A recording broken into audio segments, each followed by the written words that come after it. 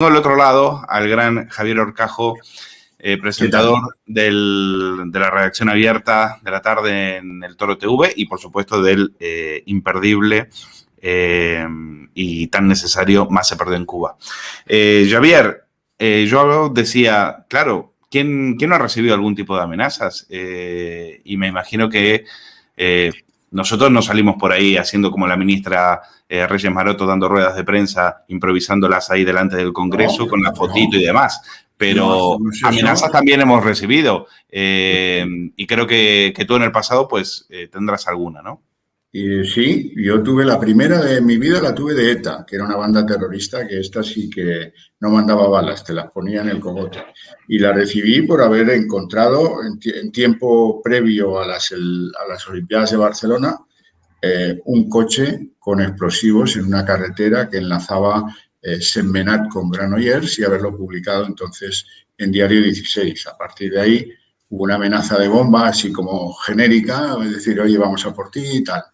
Lo primero que detecté es que la comunidad de vecinos donde yo tenía las oficinas nos pidió que nos marcháramos. Esta es la solidaridad que uno tiene cuando te amenaza de muerte un grupo terrorista. El egoísmo avanza muy rápidamente. Y la segunda, ya en tiempo mucho más actual, fue por las informaciones que yo iba dando de una huelga general que recordarás fueron heridos por unos piquetes algunos policías en Getafe, policías antidisturbios heridos con barras de hierro y con cadenas.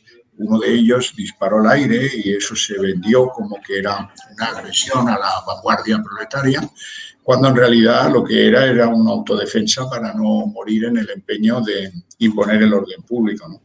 Yo lo conté y después de contarlo recibí un sobre con los sellitos como estos que hemos visto del Ministerio del Interior y dentro una caja, la típica caja de vídeo de los VHS, antes estas transparentes, rectangulares, y dentro había, pues creo que eran 110 gramos de explosivos, con una pila, con un circuito eléctrico, con un tal, con un cual.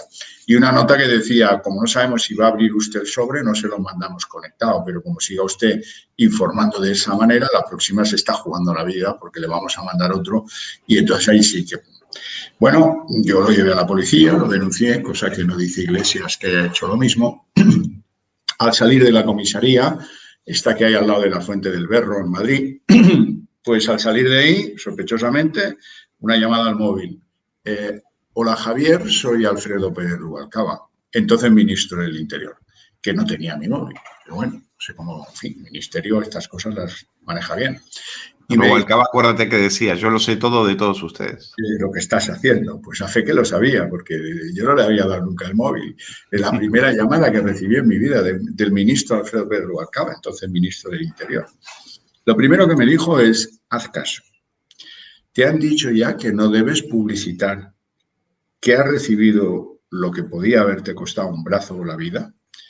Pues sí, me lo ha dicho el comisario de Seguridad Ciudadana, me lo ha dicho el jefe de los artificieros y me han dicho que para no perjudicar la investigación policial y sobre todo para que no haya un proceso de emulación como ese que tú señalabas de la carta enviada a Ayuso y tal cual, lo razonable, el protocolo policial exige que, en este caso, el que recibe el explosivo no haga comentario público alguno y silencie y que el que mandó la carta no sepa si le ha llegado o si se la han quedado en correos o si la han detectado o si la han hecho explotar, ¿vale?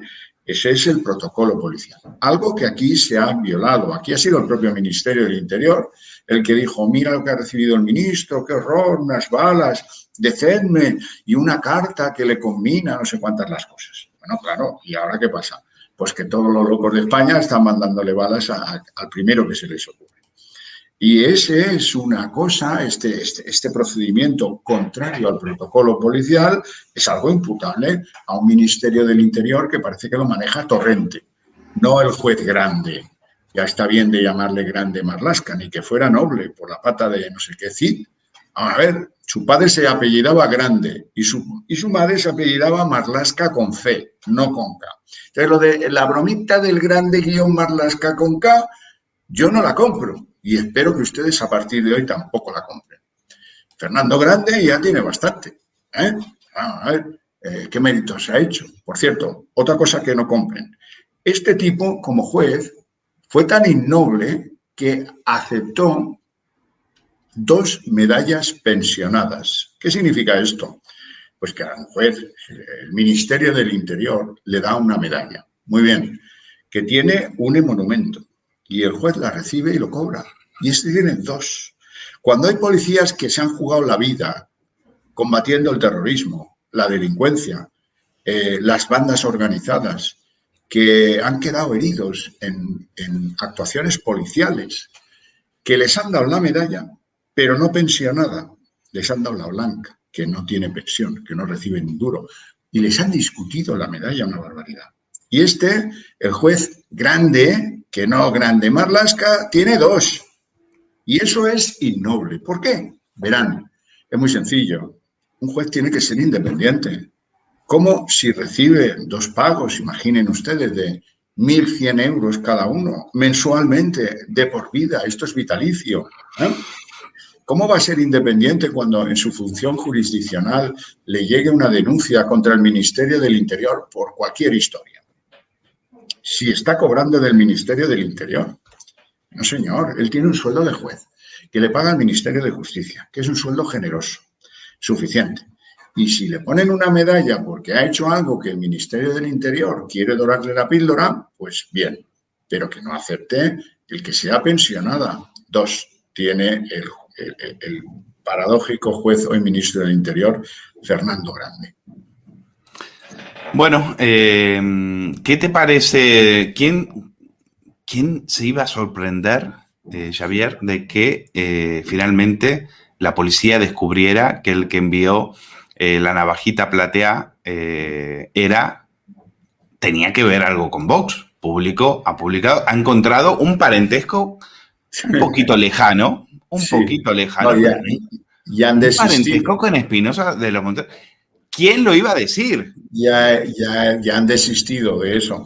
Yo creo que el plan de la navajita fue desastroso. Por cierto, esos policías que descubrieron a este tío no merecen medalla, porque él vive en la dirección que anotó y corresponden sus apellidos con el remitente que llevaba el propio sobre. O sea, hasta ahí está sea o no pariente de quien quieras, es evidente que estamos hablando de una persona con un expediente que mueve a la piedad, porque es un enfermo. La enfermedad que tiene mental no es cualquier cosa y, en fin, y sus actos son de un infantilismo como decir que es un agente secreto.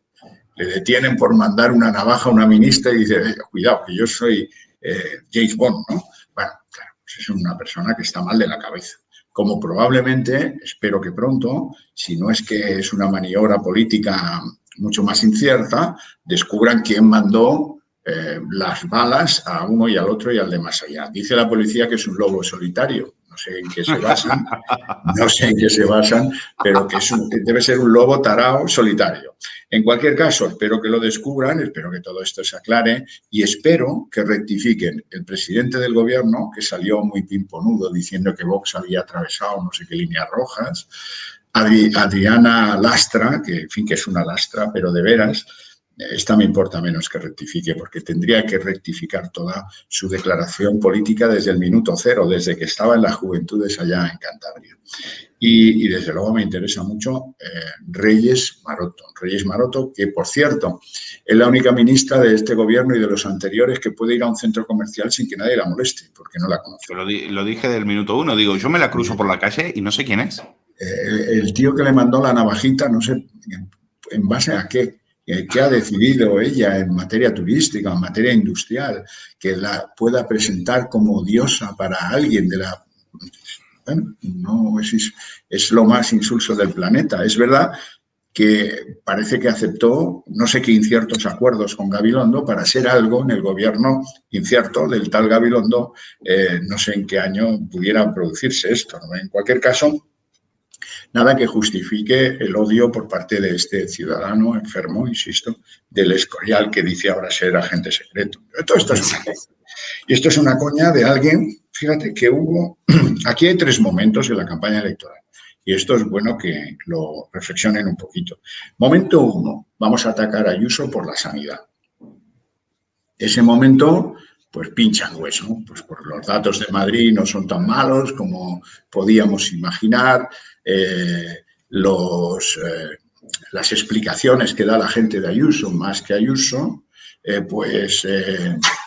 funcionan y entonces no cabe que eso avance. A partir de ahí se fijan en una cosa que yo creo que Vox la ha hecho funcionar muy bien, que es el tema de los menas. El tema de los menas, con el famoso cartel, le inyectan toda la adrenalina al cartel de los menas, lo denuncian, llega al juzgado, el juzgado dice que comparar información, sea correcta o no, no implica un delito de odio, cosa que era bastante obvia. Y, bueno, y Vox sigue con ese discurso y yo creo que ese discurso le ha funcionado bastante bien. Y la tercera fase de la campaña, no sé si habrá más, es la fase de las supuestas amenazas, la fase del victimismo. Es decir, yo soy un pobrecito porque los míos reciben balas. Fíjense, el ministro del Interior recibe balas. El ministro del Interior recibe unas balas que han pasado 5 controles. Que está, me cuentan, Fernando Grande, hecho un basilisco, echando a gente del ministerio, porque claro, el Ministerio del Interior se supone que es el sitio más seguro de España, ¿no? Nadie entiende por qué le mandan el sobre con sus balas, más que a ninguno, por cierto, más balas que a ninguno. No se sabe si son 4 o si son 7, hay cierta...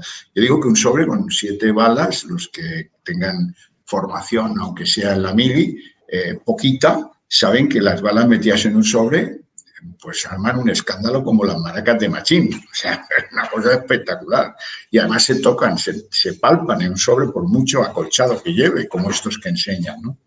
Bueno, entonces, en ese mismo domicilio interior, calle Amador de los Ríos, 7, si no recuerdo mal el número, se recibe una carta de un tío que jamás trabajó allí, que se llama Pablo Iglesias, Turrión.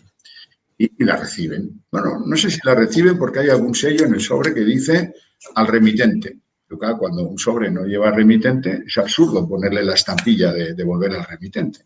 Claro, entonces, hombre, a nadie que esté un poco bien de la cabeza se le ocurre mandar un sobre contra Pablo Iglesias, amenaza, cuestionable, como todas las amenazas lo son, a un domicilio en el que no tiene nada que ver, en el que sabe que esa carta en un ministerio como el del Interior, que se supone que es gente seria, se supone que es gente que vigila los recibos de paquetes y de sobres, pues eso no lo van a recepcionar. Pero Xavier, vamos al meollo de la cuestión. Reciben un sobre con unas balas, que me imagino que de estos tienen que recibir 10 al día, porque para eso pagamos una seguridad, para eso pagamos escoltas, para eso pagamos coches blindados, etcétera. Y me parece bien que esta gente pueda hacer su desempeño y lo haga custodiado y en la más absoluta seguridad. Por ese lado, ningún problema. Y de estos sobres deben recibir, insisto, 10 al día. ¿Pero qué pasa? Que les ha salido todo mal en la campaña. Y entonces, como tú dices, llega el tercer momento en el cual hay que ir de víctima del fascismo, que es lo que a estos es el último recurso. Es el rompa el cristal en caso de emergencia. Pues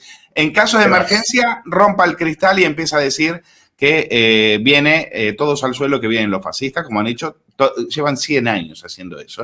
Y entonces encuentran estos sobres y en lugar de hacer las denuncias pertinentes, en lugar de seguir el protocolo que a ti, en su momento, un ministro del Interior, nada más y nada menos, te recomendó qué hacer en estos casos, ellos directamente lo utilizan electoralmente. Sale Lastra, eufórica, a contarlo en rueda de prensa.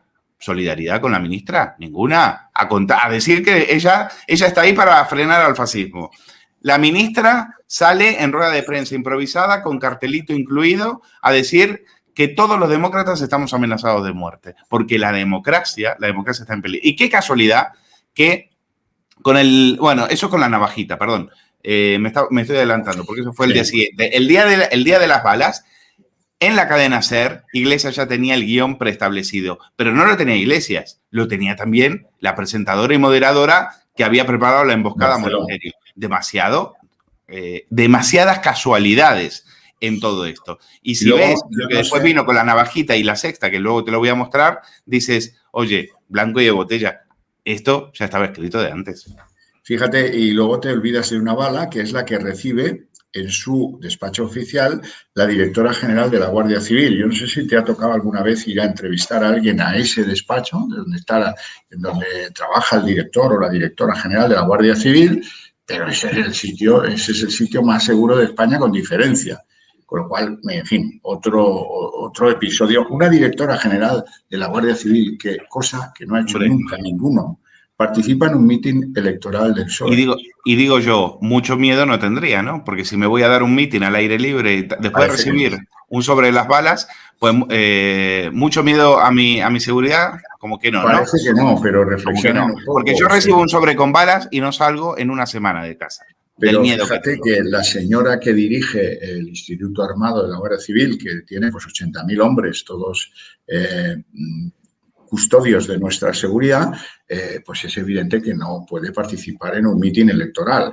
Tal vez puede asistir, pero incluso hablar y insultar y de hacer como los otros, esto no se ha visto nunca en la historia de lo que ha hecho la Guardia Civil durante la época democrática española, de la transición para acá, nunca. Están rompiendo todos los moldes.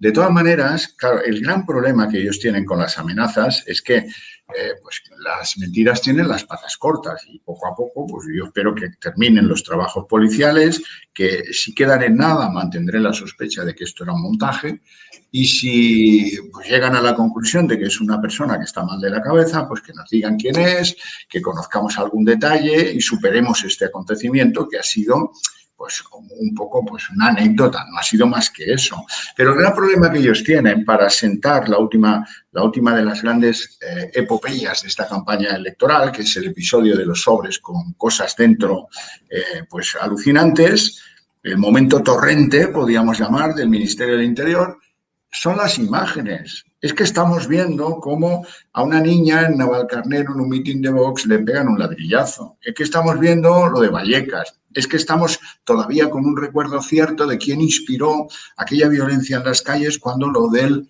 rapero Hassel. Yo prefiero llamarle de otra manera, no Hassel, porque eso se lo puso él, pero él tiene un apellido, por cierto, muy conocido en Lérida.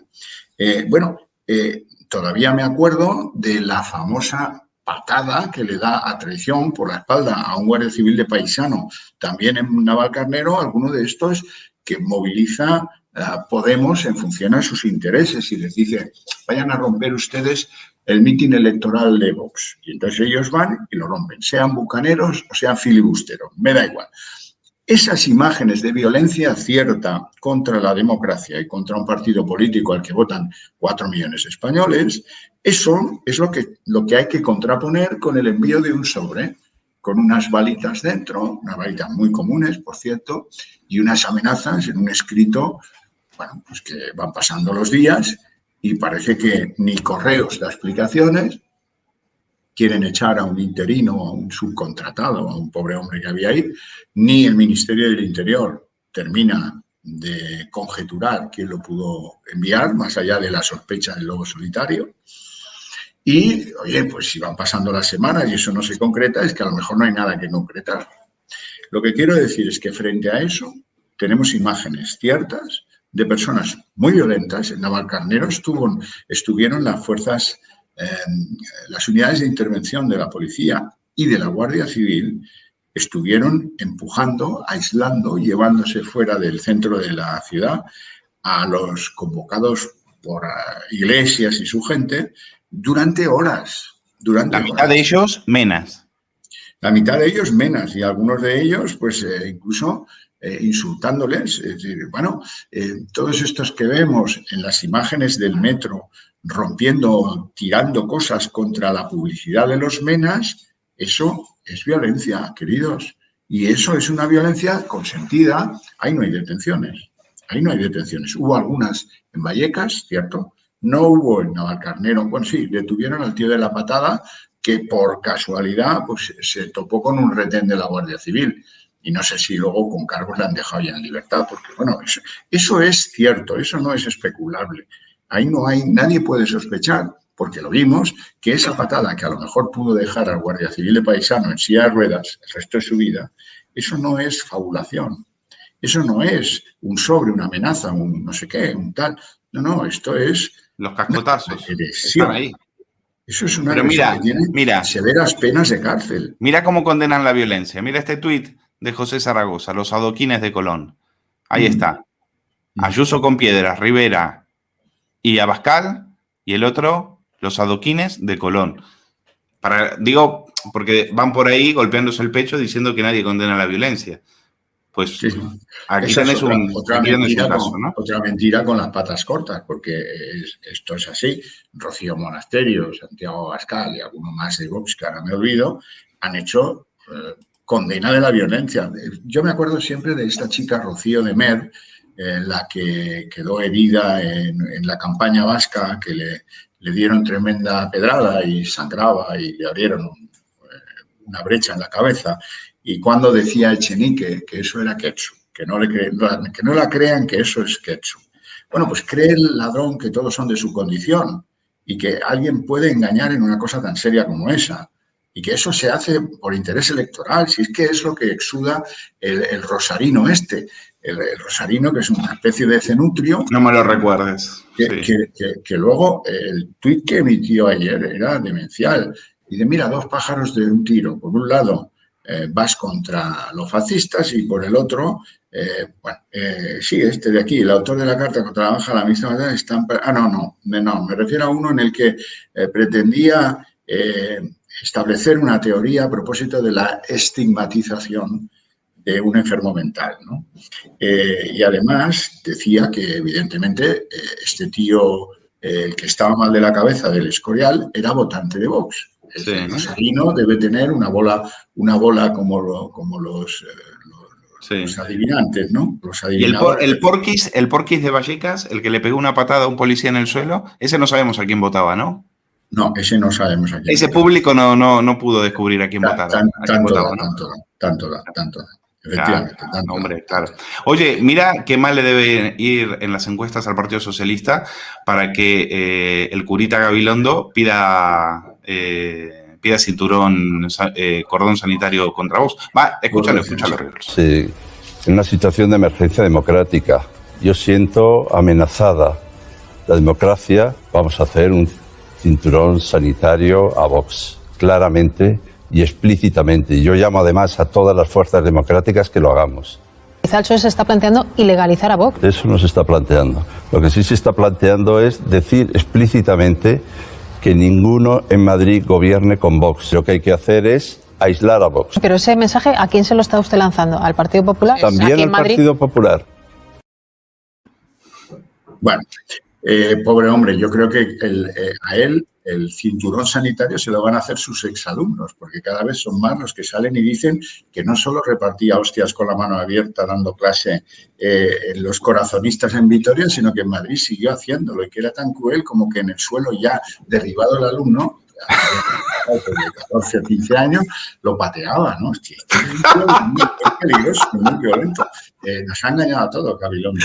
De todas maneras, Gabilondo sí que ha recibido una carta con un trekking amenazador y sangriento en el interior. Lo ha hecho su propio partido. Es el tracking electoral que explica que va a tener más o menos, tirando largo, la mitad de los votos y escaños que tiene Isabel Díaz Ayuso el día 4. Sí. Si esto es así, y eso va empeorando cada día que pasa en la campaña, porque le empezaban dando 32, luego bajamos a 30, ahora estamos en 28. Bueno, empezó, subí a un escaño más del que había conseguido en 2019. Exactamente. Ahora se está diciendo que Más Madrid, la pistolera, le está comiendo 80.000 votos al Partido Socialista. Correcto, pero en términos de porcentaje, él ahora tiene menos 9 respecto de lo que tuvo, con lo cual esto es para hacérselo mirar. Esto es que le han comido por la izquierda la señora de Más Madrid, del M&M, como le llaman ellos, pues le está comiendo mucho terreno y que él no es capaz de generar proximidad, sintonía. Bueno, hombre, el único debate que ha tenido mucha suerte en eso, porque no ha habido más debates, si no lo hubiéramos visto, pues cómo se le empañaban las gafas, cómo al salir daba vueltas por el plató porque no encontraba la salida, parecía Mr. Magoo. cómo se desconcentraba gravemente, ¿no? Señor, pues que a mí me recordó en ciertos pasajes a Biden, ¿no? Bueno, pues claro, no está en el... como para poderme quitar la mascarilla. Perdona, Xavier, perdona, pensé que era una imagen. Sí, no tengo nada en contra de Gabilondo porque quien comete el error de ponerle a él de jefe de lista y no cambia las cosas, aun sabiendo que Iglesias se va a presentar, se llama Pedro Sánchez, o se llama Iván Redondo, o se llama lo que sea. Ellos tuvieron ahí unos días en los que recordemos que Gabilondo fue un tío noble y dijo, no, a mí me da igual. Si quieren, me voy al Defensor del Pueblo que viviré más tranquilo, y si quieren me presento yo lo que diga el partido. Y eso lo mantuvo durante casi una semana. Y a mí me consta que han hecho algún planteamiento algunos de los ministros del gobierno para ver si se quería lanzar al ruedo de las elecciones madrileñas. Lo que pasa es que todos vieron en la tostada y dijeron, ¡buf! Para ir a perder no voy. Bueno, esa es otra consideración, pero si no hay banquillo en el PSOE madrileño, pues alguien se tendrá que preguntar a qué se debe, si es que ahí no hay nadie que le deba favores a Pedro Sánchez. Ahora que Gabilondo pues es un candidato que en la campaña electoral ha ido hundiéndose, pues refleja que con él se han equivocado y que los planteamientos que ha hecho son además copernicanamente distantes, de decir no con los extremismos a decir, Pablo, que solo nos quedan 12 días. Vamos a ver cómo lidiamos esto. Escuchándolo, pues toda España me da la sensación de que va a tener muy mal resultado. Lo de Emanem o Más Madrid, como prefiráis, es uno de los grandes interrogantes que da pie para que muchos politólogos hagan sesudos análisis. Nadie entiende como el discurso más vacío, el discurso de una señora que vive frente al Retiro pero que dice que es comunista, el discurso de una señora que siendo médica de la sanidad pública actúa contra el Hospital Zendal, eso cuaje y capte votantes del Partido Socialista. O sea, es que para hacérselo mirar. Pero bueno, en cualquier caso, pues el respeto absoluto y felicitar a los que han diseñado su campaña, una campaña que, como pudieron ver todos, al menos en el debate, pues contenido cero y todos lo que podríamos llamar los mantras de una izquierda un poco perezosa, que intenta sacar ventaja de lo público ante lo privado, cuando pues ahora lo vemos todos en materia de vacunación. Mejor nos iría si estuvieran involucrados en la vacunación las mutuas, los hospitales privados, las farmacias, la sanidad militar, todos, las empresas, todos. Iríamos más deprisa. Eso es bueno, ¿no? Pues no, todo por el conducto reglamentario de la sanidad pública. No sea caso que alguien empiece a decir que pone mejor las vacunas en la privada que en la pública. Toda esa gente, eso es lo sorprendente, que el votante de izquierdas no tenga en consideración que cuando esa gente contrae el COVID, lamentablemente, se va a la Ruber. Claro, no se va al hospital de Getafe. Vamos a ver, ahí vamos los cutres, los que no cobramos una pasta, pero la Calvo, pero Baltasar, todos pianista Rodes, todos van Monedero, a la Ruber. Qué curioso todo, ¿no? Y pues está Mónica García, que intentó apropiarse de 13.000 euros en la Asamblea de Madrid. No, intentó no, se apropió, los tuvo que devolver. La pillaron y lo tuvo que devolver. Está en fase de devolución, no lo ha devuelto. No lo ha devuelto. No lo ha devuelto. Ha pedido un calendario. Ojo, que una cosa es cuando tocan tu honor y estás en elecciones, inmediatamente ir y reponer. Y ahí tienen los 13.000 euros. Perdón. En el debate, Ayuso lo deslizó, pero no sé por qué no mordió. Bueno, no, porque ella le dijo que es una bajeza. Y a veces los comisarios políticos te dicen que no entres en Honduras, que Honduras es un país muy peligroso. Cuando uno, es decir, lo que agradece el votante es que su líder político al que le va a dar su voto, lo más importante que tiene durante 2 años, pues se meta en Honduras y si hace falta en El Salvador. Sí, los asesores políticos, ¿no? Esa es la ventaja, esa es verdaderamente la ventaja de Vox. Vox, con su existencia, pues ha cuestionado la agenda política. La agenda política ya no la manejan estos de siempre, estos golfillos de siempre. Ahora está en el aire, la puede manejar cualquiera. Y si Vox decide hablar de Menas, pues se habla de Menas, claro. Y si Vox decide hablar del gasto suntuario de la administración autonómica en Madrid, pero ojo, que está hablando de todas, y si Madrid toma decisiones en ese sentido, me alegraré muy mucho de que otros hagan lo mismo, que es lo que hizo Italia. Fíjate qué ejemplo tan pobre, ¿no? Italia lo primero que hizo cuando llegó la crisis del COVID fue reducir su Senado y su Congreso. Oye, y poner al mando a un tío, Mario Draghi, para recuperar imagen del país internacionalmente y sobre todo en la Unión Europea.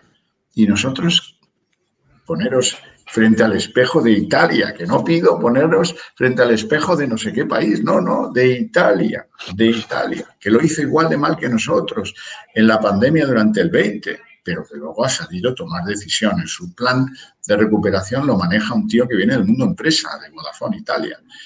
Su presidente, han buscado un presidente que es, oye, tiene la chapa de haber sido el presidente del Banco Central Europeo un montón de años, que fue el único que tenía un plan. Yo he estado muchas veces en desacuerdo con las tesis de Mario Draghi, pero tengo que defender que cuando en Europa no había nadie que tuviera un plan de cómo salir de la última crisis, este tío lo tenía. Luego, el plan ha dado cosas buenas y ha dado cosas malas. Estoy de acuerdo. Pero era el único que tenía un plan. Y a este le han ido a buscar como agua de mayo y le han dicho, oye, estabilidad, lo primero de todo. Ahí te pones tú, conduces esto, que llegue la pasta, que la pasta se aplique convenientemente. Y en un país, el nuestro, que tiene una democracia mucho más equilibrada, que tiene unos desequilibrios territoriales menores, que no tiene el fenómeno de la mafia, que no tiene el fenómeno de la dragueta, que drenarán buena parte de esos recursos europeos, no es capaz de presentar a Europa un presidente que tenga chapa de ser creíble allí, no es capaz de presentarle siquiera un plan de cómo salir de esto, cómo activar el turismo. ¿Quién se supone que va a liderar en Europa lo que reclama el sector del turismo? ¿Quién? Alemania, que no recibe turistas. Austria, que los que recibe son los que recibe una provincia española en un mes. ¿Quién? Entonces, ¿quién? ¿Irlanda? ¿Quién va a liderar eso? ¿Polonia? Lo tiene que liderar España. Lo que pasa es que en España vivimos una crisis generacional de unos políticos que en general digo, pero sobre todo los del gobierno, desde luego, pero en general que no valen, vamos, el papel de sus doctorados y sus másters. No valen nada. Exacto. Bueno, no, y lo que nos cuestan. Y lo que nos cuestan. Querido Javier, no te robo más tiempo. Muchísimas gracias por dedicarnos estos minutos a analizar lo que queda de campaña. Te seguimos viendo en la redacción abierta en el Toro TV y, por supuesto, los sábados por la noche, cita ineludible en el Más se pierde en curva. Muchas gracias. Y buen quilombo. Ahí estaremos.